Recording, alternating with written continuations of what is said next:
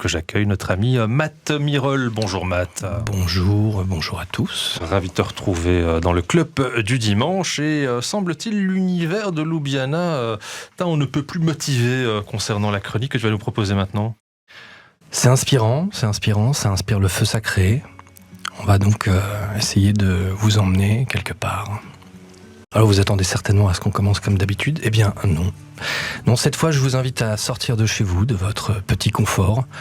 Parce que pour certains, quand on ne connaît pas, on n'a pas trop envie de s'aventurer. Alors je vous y emmène. Because we don't know this place, we are going there. Tout enfant est initié dès son plus jeune âge aux techniques et au savoir de sa caste. Ce sont les anciens qui forment les jeunes. Ferme les yeux. Ferme les yeux et imagine-toi un instant au pied d'un arbre. Et pas n'importe quel arbre. Un baobab. Ici, le temps n'est plus. Les yeux fermés, tu peux encore deviner quelques rayons de lumière du soleil passer au travers de larges feuilles. Ici, le soleil se raconte. Les feuilles, les cailloux, les esprits.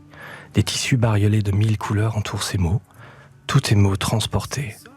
Ces mots qui se transmettent par la force du vent, du sommet des monts Ombori au Mali, berceau des ethnies Songhai et Dogon, au lac de Samaya, en Guinée, et ses vastes étendues forestières.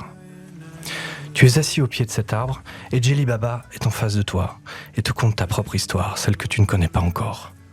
Celle de tes rêves, qui ont commencé il y a des années de cela. Tu vas découvrir la poésie qui est cachée en toi, tu vas découvrir une vérité enfouie, inconsciemment, tes sentiments les plus profonds. On ne devient pas griot, on est griot par des liens particuliers, par des liens sacrés. Être griot, c'est appartenir à la caste des Djeli, mais chacun joue un rôle. Les Djeli Mossoulou chantent les louanges, et les Djeli Kaoulou jouent des instruments et narrent les traditions orales. Tu t'es cherché dans une vie jusqu'à présent, et tu vas pouvoir te libérer. D'où que tu sois, d'où que tu viennes. Je me rappelle un proverbe Yoruba qui nous enseigne qu'on ne sait pas où on va si on ne sait pas d'où on vient. Ici, les liens du sang sont sacrés. Ici peut aussi être ailleurs. Tu te demandes si c'est un rêve? Est-ce que tu es bien assis là? Est-ce que c'est un signe? Tu tournes la tête et tu aperçois les préparatifs de cérémonie. On chante les louanges de la famille. Tu es au Mali. La Kora de Balaké Sissoko ou de Sona Jobarté résonne dans le cœur des femmes, des enfants, des hommes. Dans ton cœur à toi, c'est une vibration intense, particulière. Une force, une attirance douce et puissante. Elle chante la terre et se mêle au paysage des ancêtres. Comme une racine qui fait le lien avec ton cœur.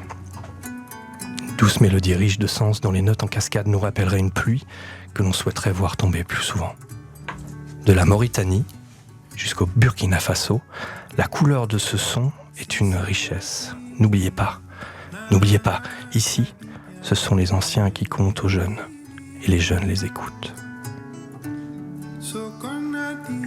Merci Matt pour ce voyage. Ljubljana, tu avais fermé les yeux pendant sa chronique. C'est extrêmement juste. Merci beaucoup de partager ça avec tes mots et avec une extrême justesse pour cette culture qui est magnifique, qui est la culture mandingue. Merci Matt.